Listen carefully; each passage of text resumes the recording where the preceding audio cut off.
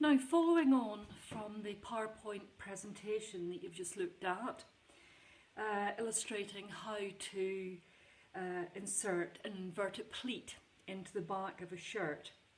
Here we've got the back of the shirt, and I've got a little inverted pleat, and then I've got a yoke. So I'm going to use the Dartless block, which you have. Now I'm going to do this in full scale, but you're going to do an example of this and put it into your technical folder, but you're going to do it in quarter scale. So I start off with my Dartless block. As you can see, there's no darts at all in the Dartless block. It's just a plain straight block without any shaping in it. So what I'm doing here, I'm drawing around the back of the pattern.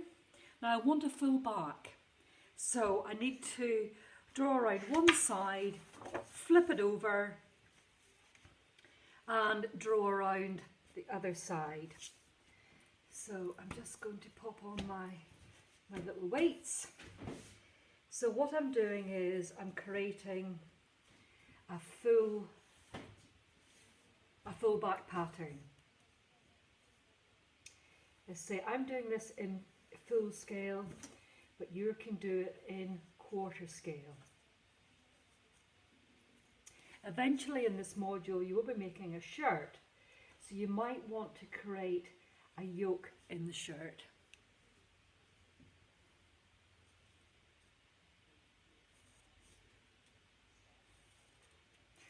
So now I put my weights away. I've now created a full back, and once again I've done this in red.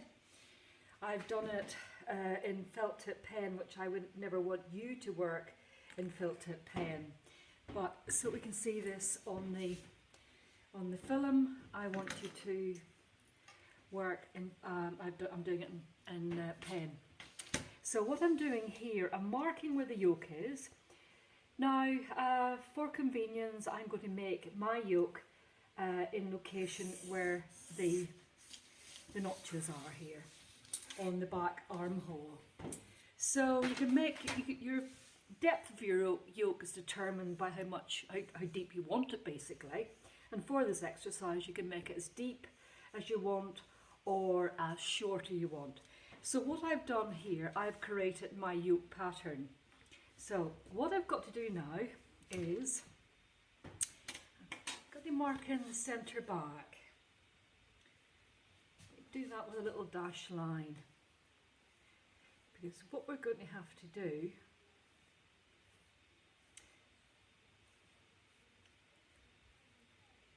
we've created the yoke pattern, so I'm just going to cut the pattern out now. So just very quickly cutting around it.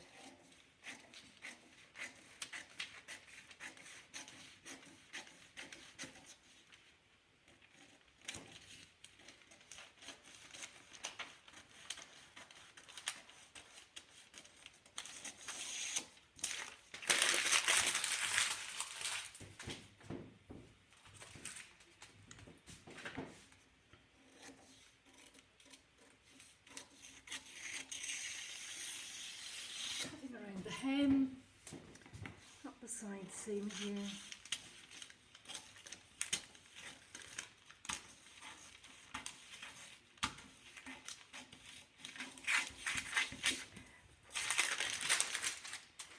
And now I've got my back. So I'm cutting across for the yoke. The yoke is around the armhole, and now I'm just going to very quickly cut out the yoke. Now we've got our yoke pattern complete, we just have to add on seams on it and label it.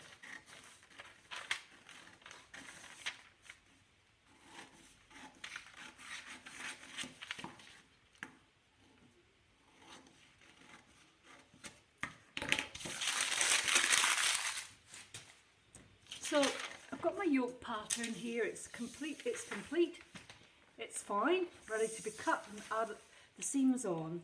But I have to, if I go back to my shirt here,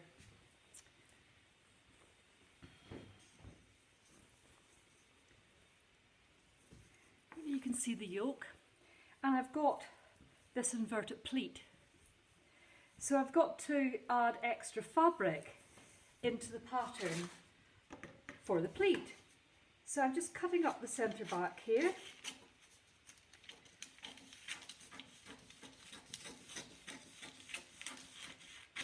So as it's indicated in the PowerPoint presentation, we've got to add in extra fabric either side of that centre back line to create the pleat. So I'm just going to use exactly the same measurements as what's in the PowerPoint presentation. So I'm going to draw 2 parallel lines 3 centimetres apart, and then we want it to fold back into the centre again. So on that side it's 1.5 and there it is 1.5. So what I do now is I take my backs and I place them either side, and we can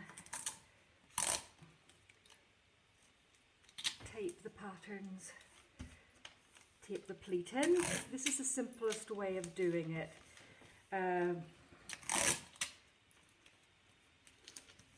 So you can understand how we have to add extra into the pattern to create the pleat.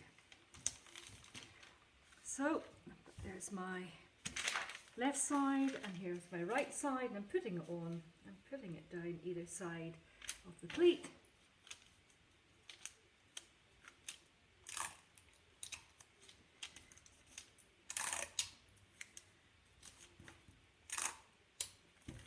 Okay, that's my masking tape done.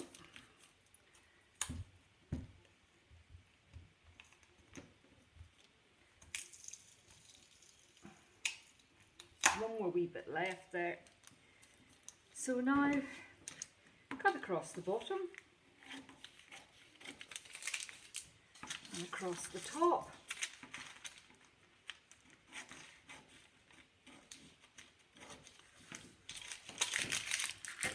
And what I've created here is the back with the pleat in it. There's the pleat in the back, and there is the yoke. So what we're going to do now to this pattern is clearly to add seams all around it. So it's 1 centimetre all the way around, and we've got to just label it. So you know that the grain line will always run down the centre back.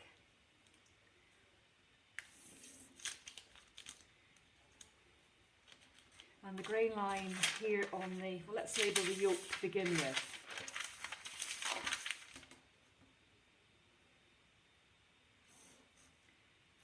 There's the grain line on the centre back. And here we actually tell it to indicate what it is. It's a yoke. It's size 12.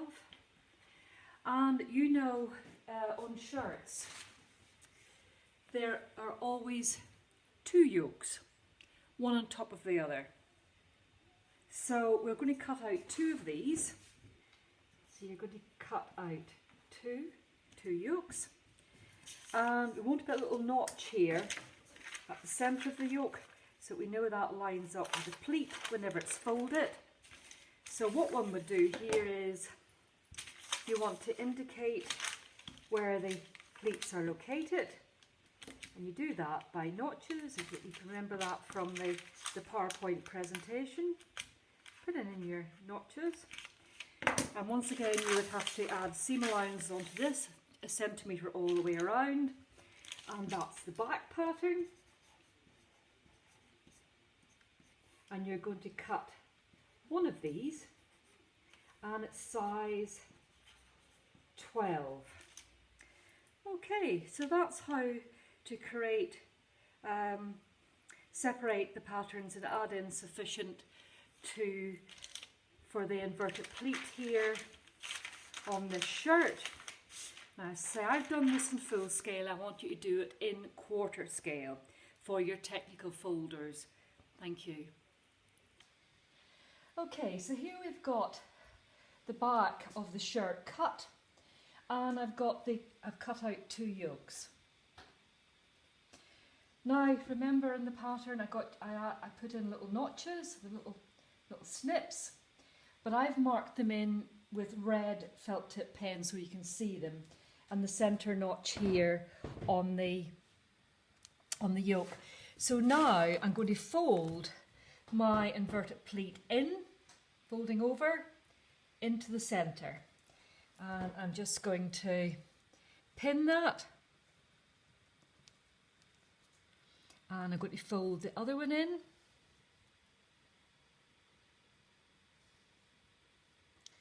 and now I've created my little inverted pleat.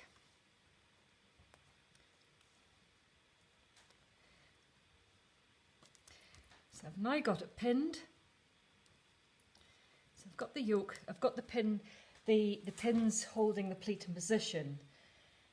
And now I'm going to sew across the top of that to anchor the pleat in position before I sew it onto the yoke and cut. So I'm now ready to just do the anchoring at the top. So I'm sewing this in red thread so that you can see it. So I'm just going to sew approximately about 6 to 7 millimeters from the top edge of the fabric. And I'm just going to sew across with what I call a holding row. And you can sew across pins if they're at a right angle like that. So I'm just creating a little holding row, and I'm taking it out of the machine now.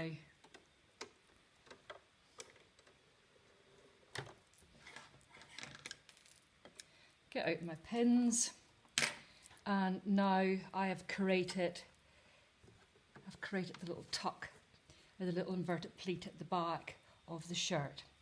So this is the next thing I do now is I'm going to sandwich it between the two yokes. So there's my pleat in the back of the shirt, and I've got the 2 yokes. So we're going to, there's the bottom edge of the yoke. I'm going to lay that on the top, and this second one I'm going to lay underneath. So think of it as like a sandwich, where you've got 2 slices of bread, which is the yoke, and the back of the shirt as the filling. So I've got the yoke, the back of the shirt, and the second yoke. So what I'm doing here now is I'm going to sew this with a centimetre seam. So take a few pins, and I always put my pins at right angles to the edge of the cloth. And look, I'm lining up the centre here of the yoke with the little inverted pleat. So I'm just making sure this is nice and straight here. I'm using a really fine cotton for this, not calico, and it's quite difficult to sew actually. So make sure your 3 layers of fabric, the edges are aligning one on top of one another. I'm putting the pins in at right angles.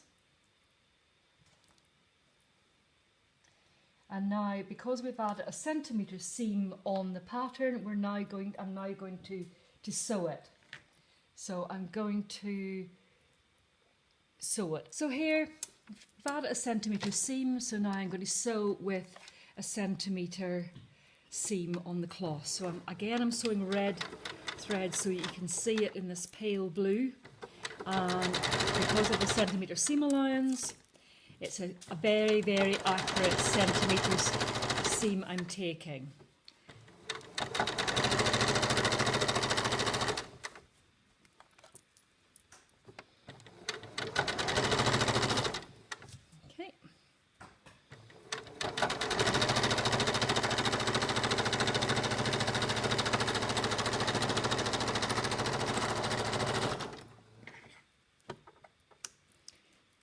And now I've now got the back of the shirt nicely sandwiched in here inside the yoke. All the row seams are included, are actually sandwiched inside. Here I've got my little pleat. All the raw seams are in there, and here I've got my double yoke. And here you can see the yoke with the inverted pleat in the centre back.